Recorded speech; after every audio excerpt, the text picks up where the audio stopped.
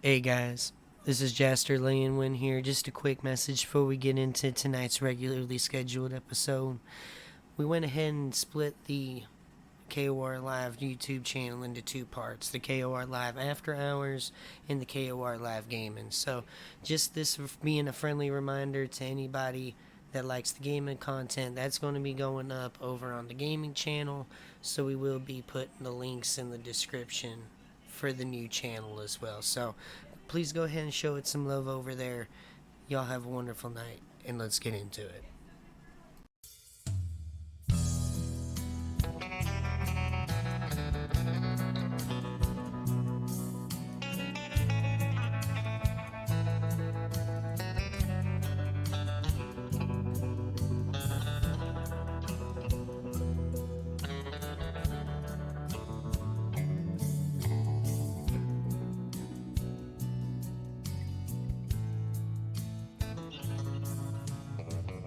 Ladies and gentlemen, I'd like to introduce you to the almost famous sideshow known as Bigfoot Geography, where we bring you guys to all corners of the world in search of the phenomenon known as Bigfoot and a better understanding of everywhere that we go. So, it's your host, Jaster Landwin. Joining me on this epic adventure tonight is Kazari. How you doing, bud? Doing all right, and I gotta say, it's a cold night here in Portlock. I have to say, um, Wrapping it up, thankfully. yeah, I can't believe this, but I'm ready to go back south and embrace the summer heat.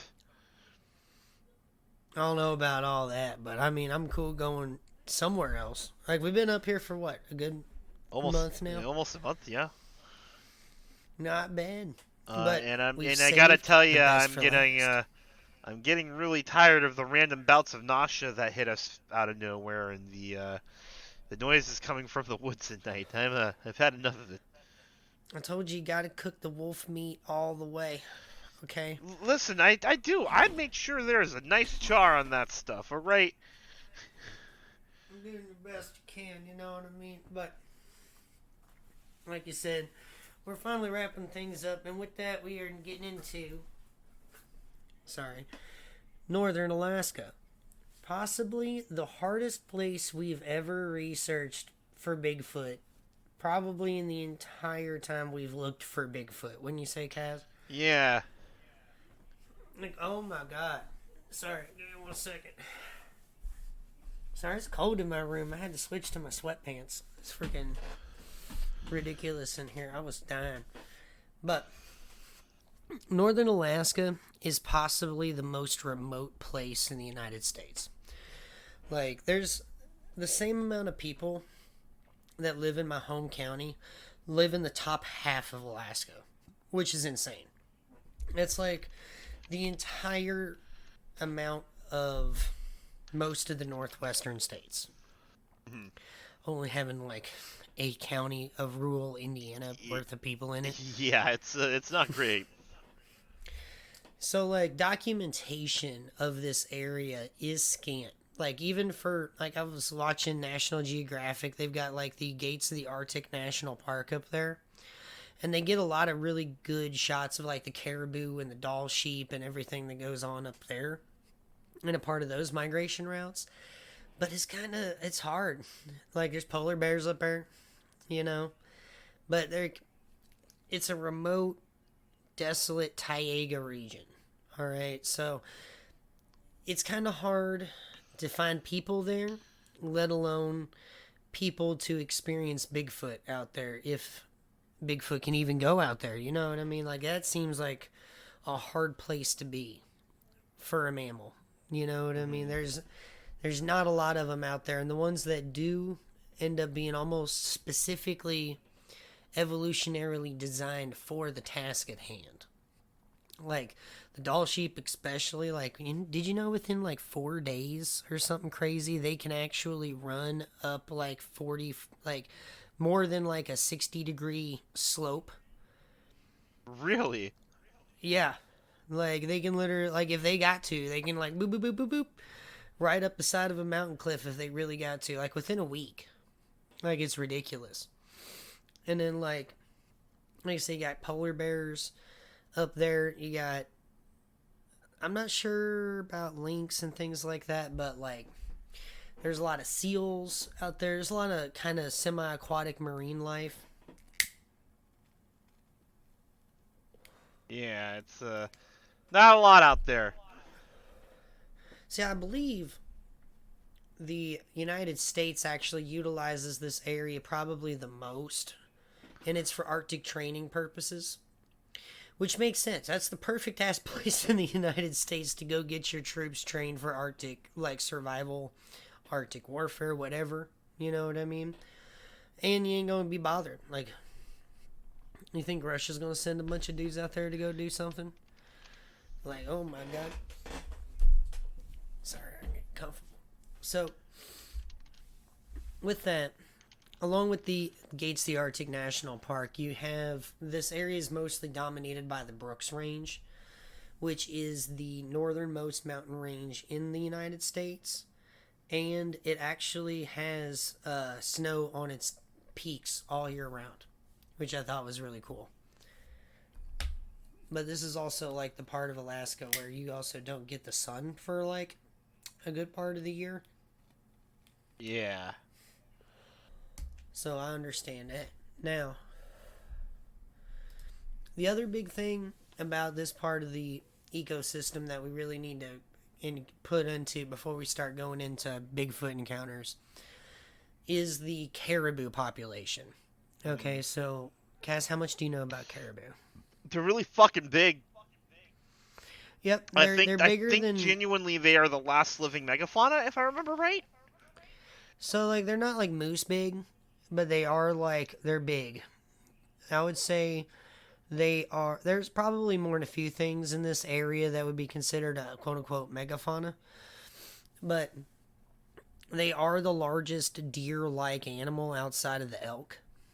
You know, like, I would compare them around similar size. Their antlers don't get as big, but they're definitely nice and pronounced. However, the big thing with what they do is that they actually migrate north to south across the Brooks Range every year. And like they'll go up north to go and have babies and stuff like that throughout the summertime. Yeah. And then they go and migrate south over the Brooks Range every year with their young ones in this giant migration, bro. Like, we're talking people in helicopters are, like, taking video of these caribou migrating over mountain ranges, and it looks insane. Like, you can barely see the rocks for all of the caribou. Like, I think they were saying, like, the population in just the Gates of the Arctic National Park is like somewhere around 750,000 caribou. So like there are an abundance of animals. I believe there's also a good amount of timber wolves in the area. Could be wrong on what kind of wolves, but I know wolves are a big issue with wilderness survival people out in Alaska and everything like that. So there are quite a few things up here that stacks the odds against you whenever you go out in this area to go research, to go survive, to go just try and understand nature in that part of the world. It's definitely one of the hardest places in the United States to be. Yeah. Now, with that being said, me and Kaz, we're doing our due diligence here to get our reports. We tried so hard. It was like trying to get water from a stone. It was ridiculous. We actually put this episode off in order to like get this done because we wanted to make the finale of Alaska the southern region because that's in our opinion kind of the more the more popular like Bigfoot related area. Is mostly southern coastal Alaska. But this is what we had to go with.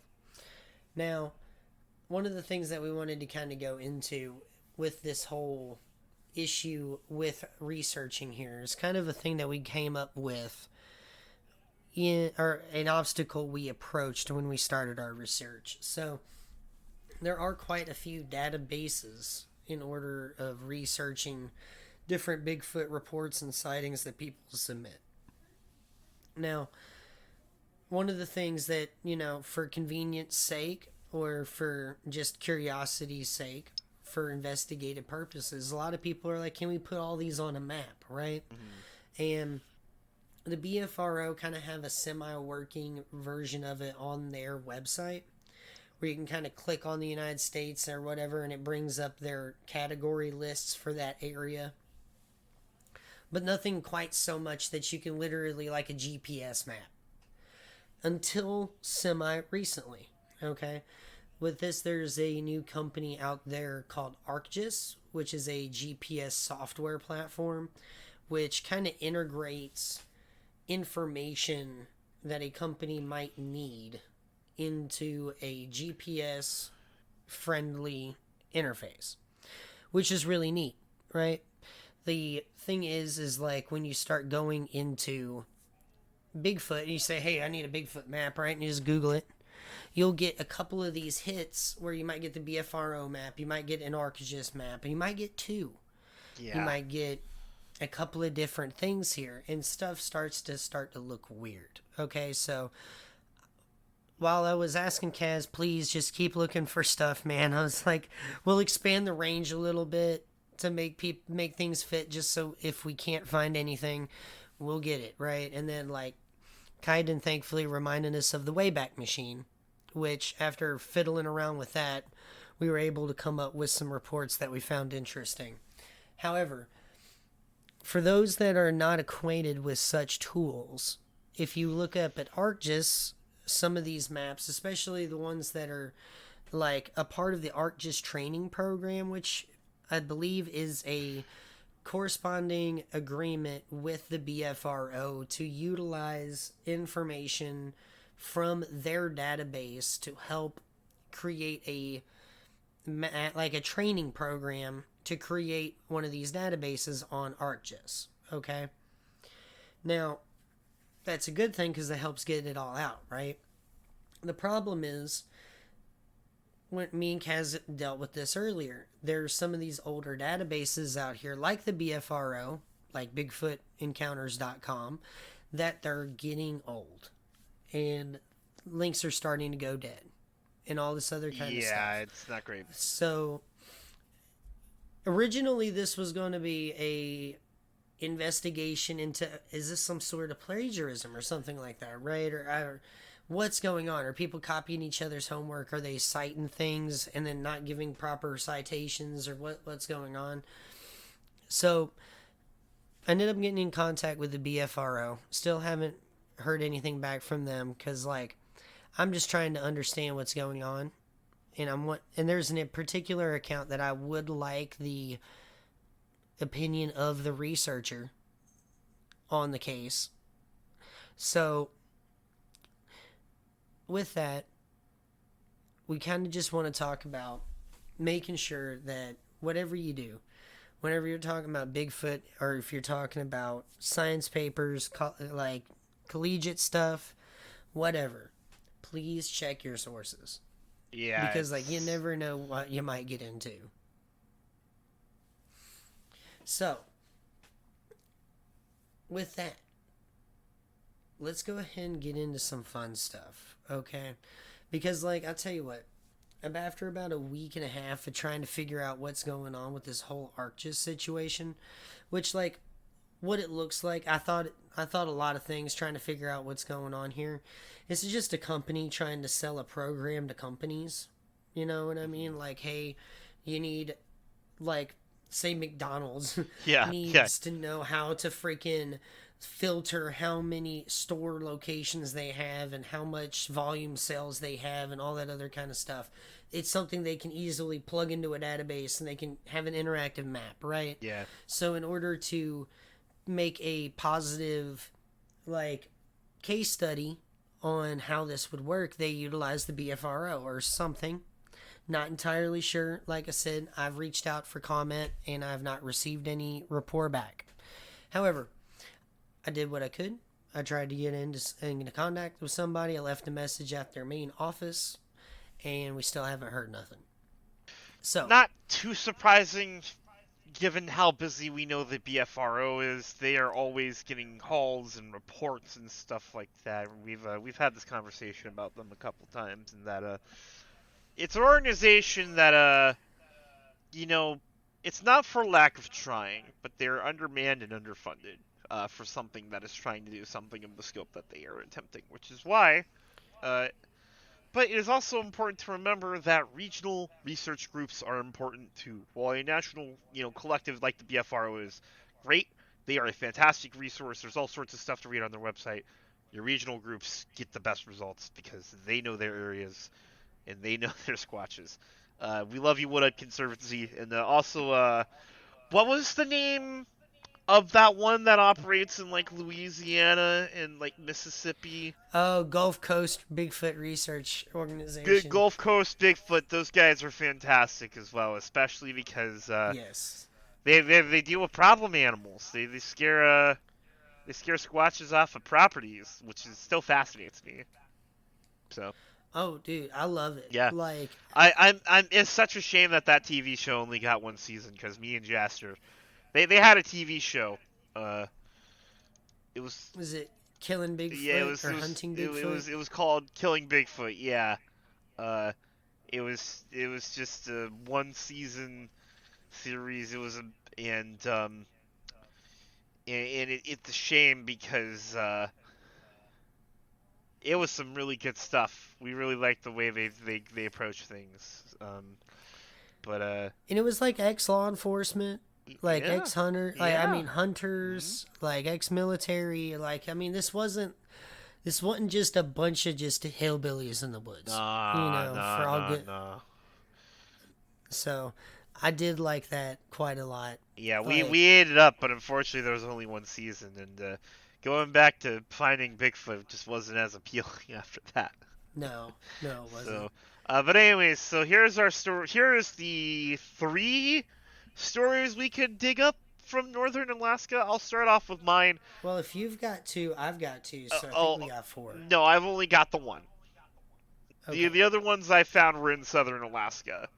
So this one is old, and I'm going to put a pin in it because normally I would have swept this aside because the people who shared the story are unsure of its source. Allegedly, it turned up in Alaska Magazine at some point in 1985 or so, but I haven't found any follow-ups that confirm an issue.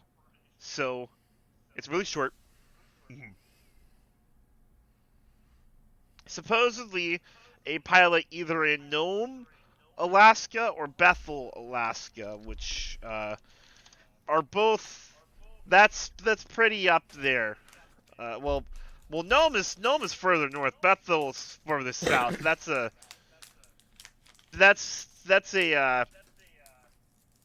very big difference, right? Because Bethel was like the largest community in western Alaska. Um, Right. so we're talking a several hundred-mile difference. But I put this in because it listed Nome. So um, so a pilot and his newlywed wife were en route to Anchorage, where they would make connections for their honeymoon. The weather turned sour, so he touched down in either a Cessna 180 or 185 on floats. He taxied to shore, where he and his wife looked for a spot to pitch their tent for the night. Having found one, he turned toward the plane to fetch the tent, with his wife following him. He heard her scream and turned to see a hairy biped running from the location toward the woods with his wife under one arm. The pilot chased after Oh, what the the fuck? pilot chased after the critter before realizing he could best stop it with a firearm and returned to the plane to fetch his rifle. He followed, seeing them 3 times before he lost sight of them. He found a particle of cloth from his wife's garment. Unfortunately, this story has a sad ending. He either spent the night in his tent and looked the next day, or flew on to Anchorage and reported the event to his Alaska State Troopers, who began a search, but were unable to come up with any positive results. The wife was never found, and Jack told me that the pilot was distraught and a basket case for years. Damn. That's like worst case scenario type shit. It Oh my god. is, yeah. So really, real. Let's hope that this is just local folklore, and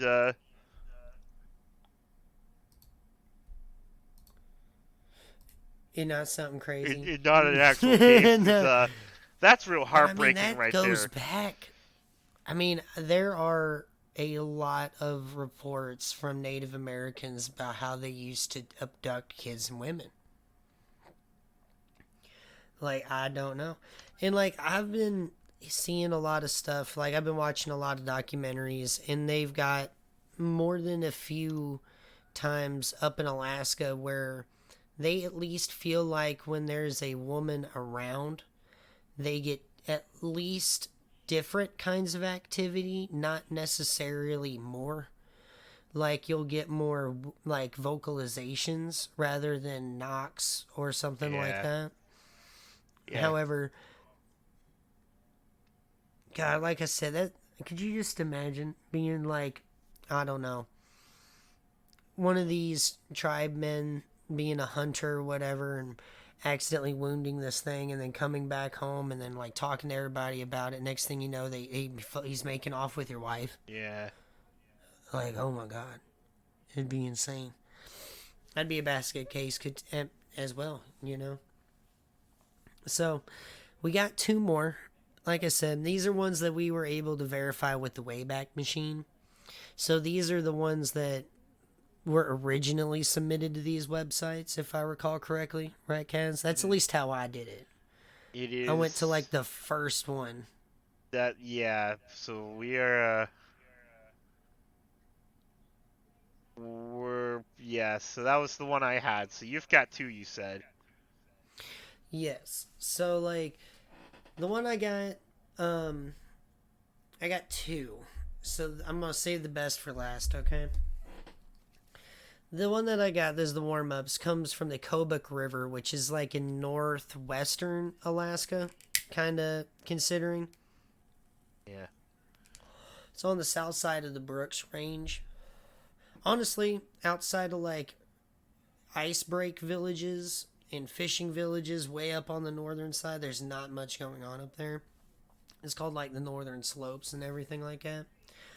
So, I mean, like you can it's like Nebraska, but ice. You know what I mean? Like literally nothing for miles and miles and miles. But the Kobuk River is in the south part of the Brooks Range. And this comes from a Gene Joyner of Nome. And while he was at his mine near Doll Creek on Jade Mountain, he would often find large man-like tracks.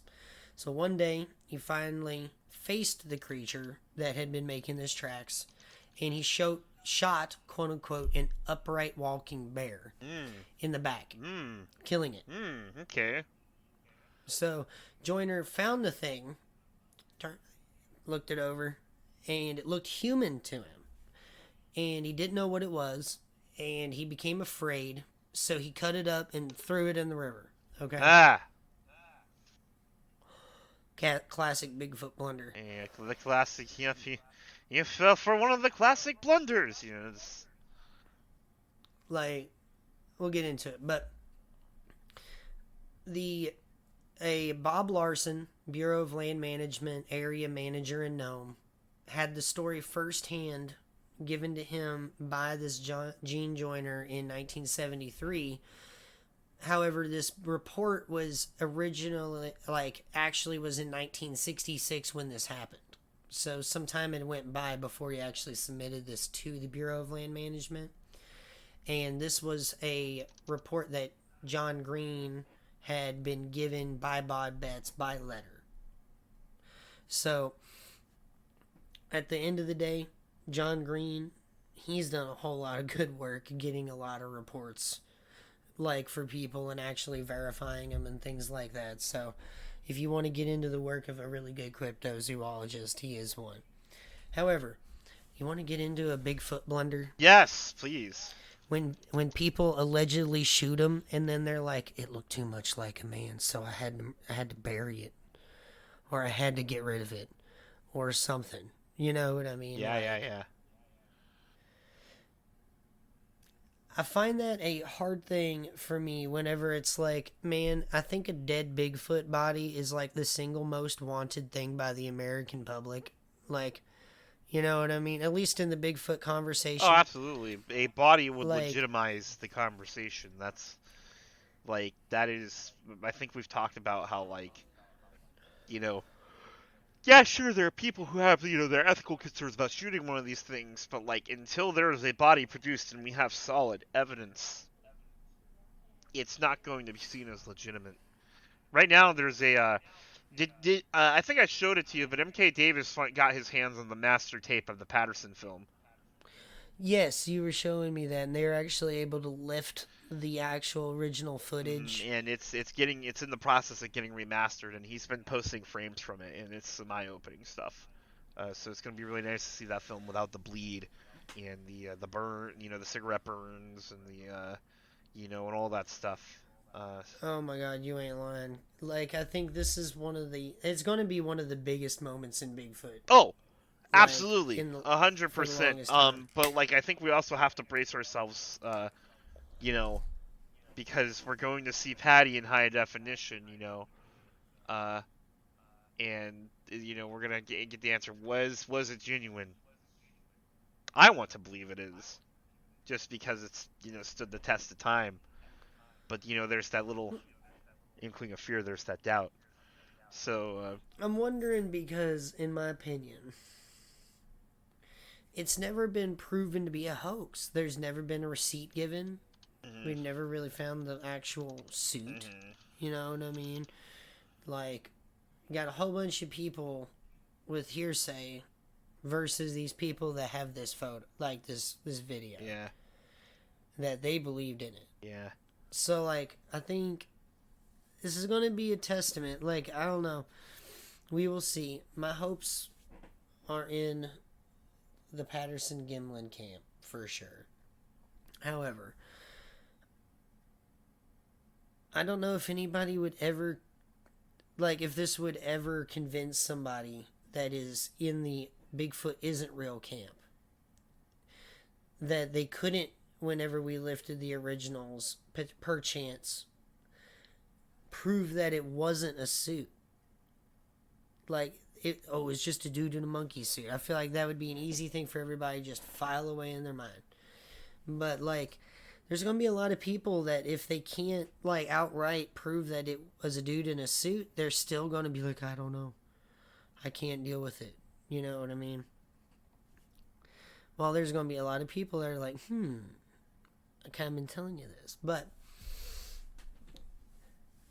the thing that with this story that kind of gets me is that this guy could have easily just said, listen, I was like 400 miles from the nearest town. Mm-hmm.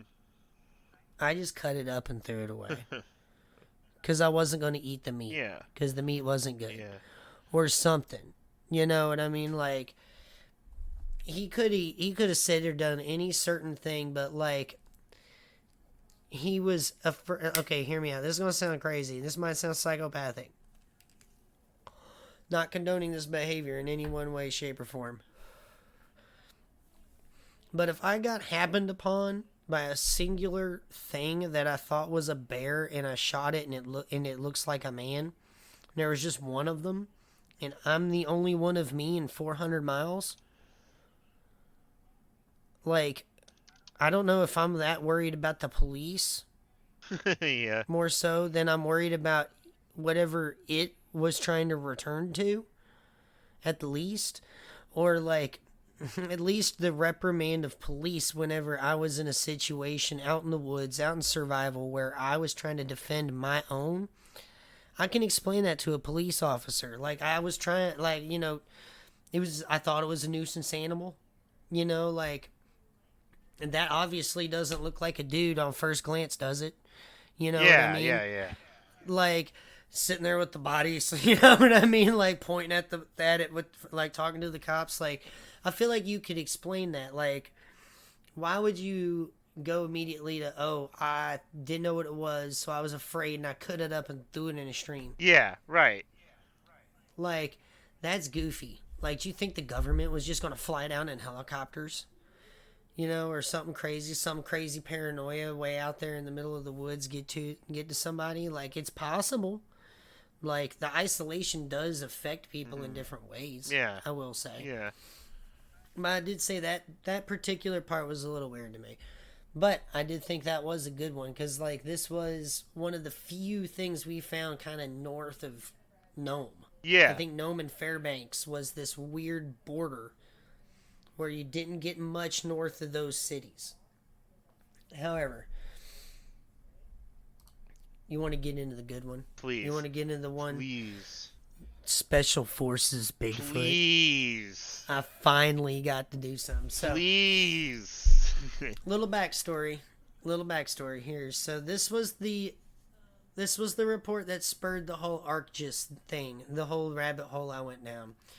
Because in the ArcGIS database, this was cited as a BFRO report, number 6486.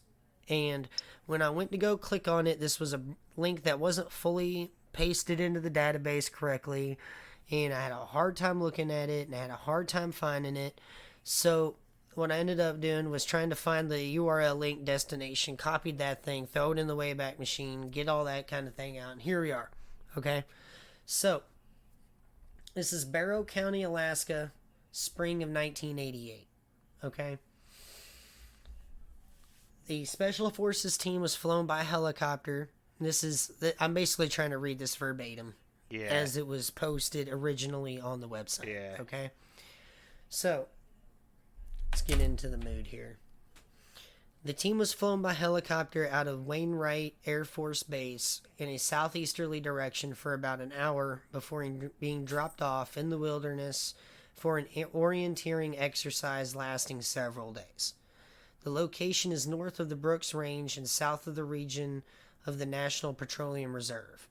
Technically, the area is in the North Slope borough of Alaska. No nearest town, no nearest road. Okay? Like, the closest thing to them is a mountain range and the Air Force base they got dropped out off of an hour away. Okay?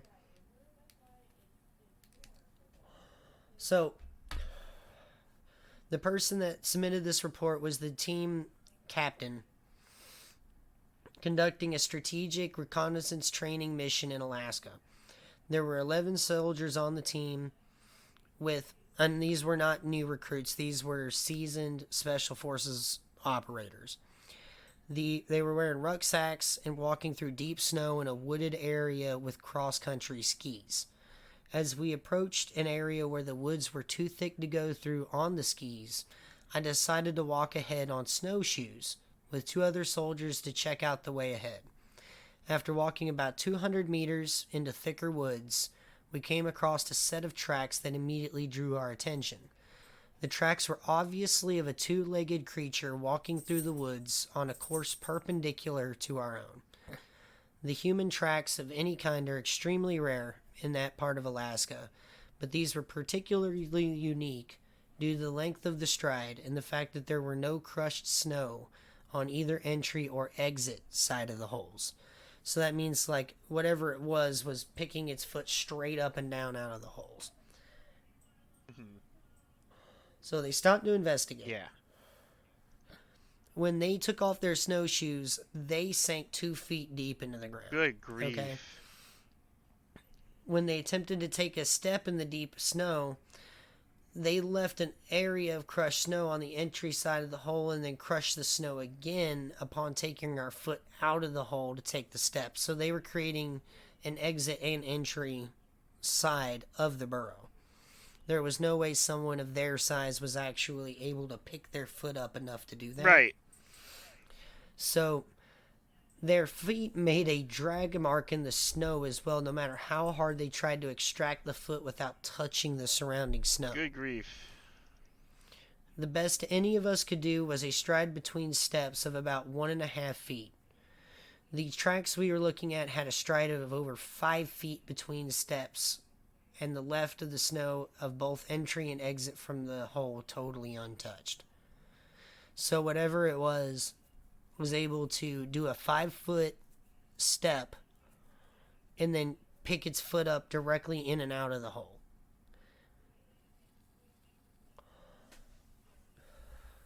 So, after discussing rational possibilities for a while, He took one of the men back to bring up the rest of the team. Between the 11 men that were on that team, there were 150 years of combined Special Forces experience. They also had extensive experience in tracking everything on either 2 or 4 legs. They all studied the tracks and came up with the reasonable explanation for what they were looking at. The only one explanation seemed to fit everything we saw was not the reasonable explanation. Based on our group experience in tracking humans, we made an approximate determination as to the height and weight of the person who had made the tracks based on the stride and the depth of the indentation of the snow. The group consensus was a 2-legged person around 9 feet tall, weighing approximately 500 to 600 pounds. That was the best educated guess. Wow. Then, he had made the decision to set the training mission aside for a while and follow the tracks through the woods. Fair. Yeah. If I had a team with that much Special Forces experience, I'd be like, okay, let's look for Big Monkey in the woods for a minute. No one's going to get mad 15 minutes, right? You know what I mean? So, wearing snowshoes, they followed the tracks for about an hour before they heard it. From somewhere ahead of us and quite a distance from what we could tell, we heard the most horrific sound any of us have ever heard. Every other sound in the woods went instantly silent, and we can almost hear our hearts beating. The only other time any of us had heard that kind of silence in the woods or jungle was in the last seconds before initiating an ambush. It is as though every creature and insect in the woods knows that something is about to die, and they go silent out of fear or self-preservation. Oh. After hearing the sound, it was a cross between a howl and a roar.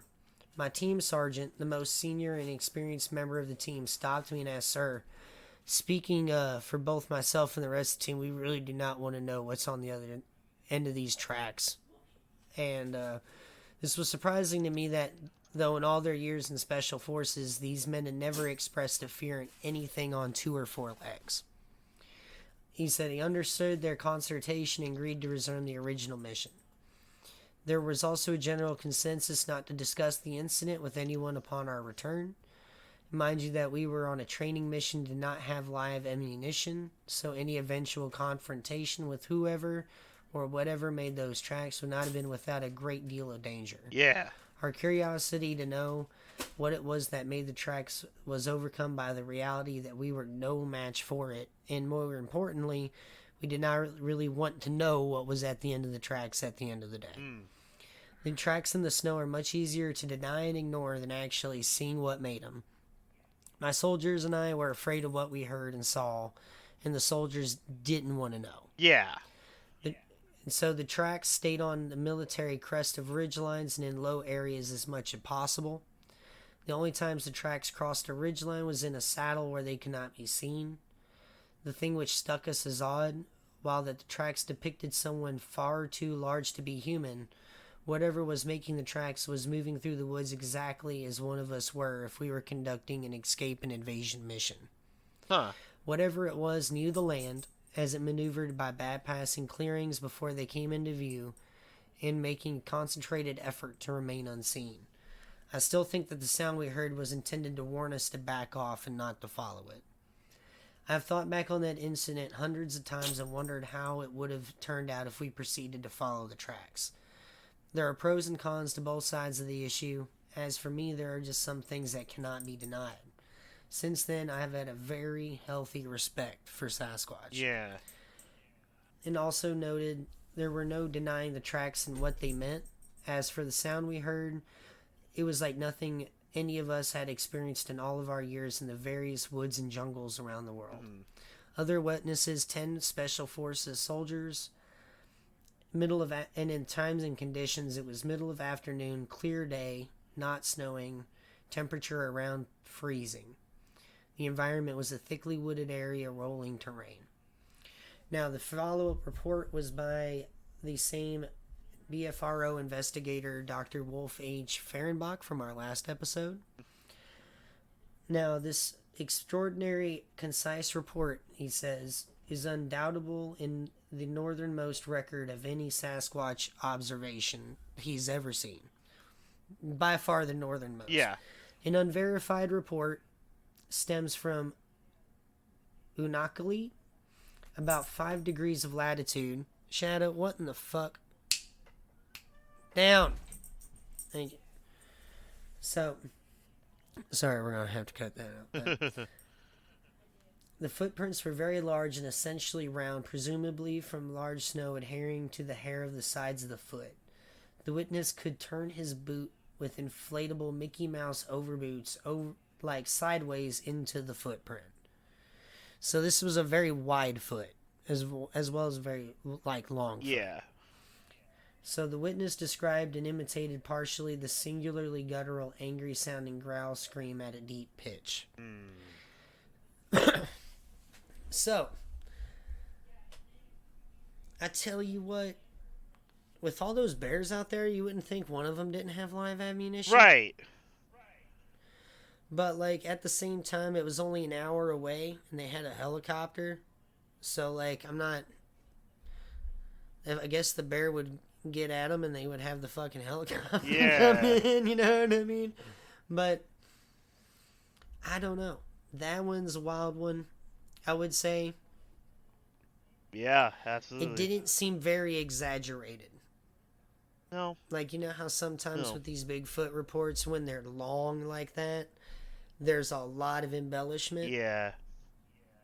I didn't see that so much here. Maybe outside of the point where he was trying to emphasize the veracity of his character and his team's character, what he actually said and heard were not nearly as embellished as the actual, like, the team or anything like that. So yeah, I'm not entirely red flagged by this being a really long report.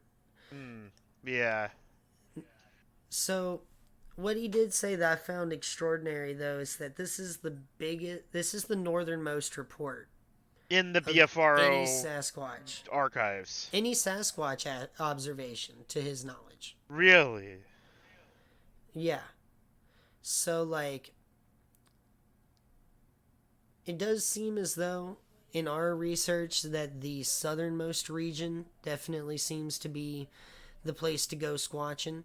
The interior doesn't seem to be a bad place either. Yeah. But I wouldn't consider the northern parts of Alaska for your vacation trip. Let's put it that way.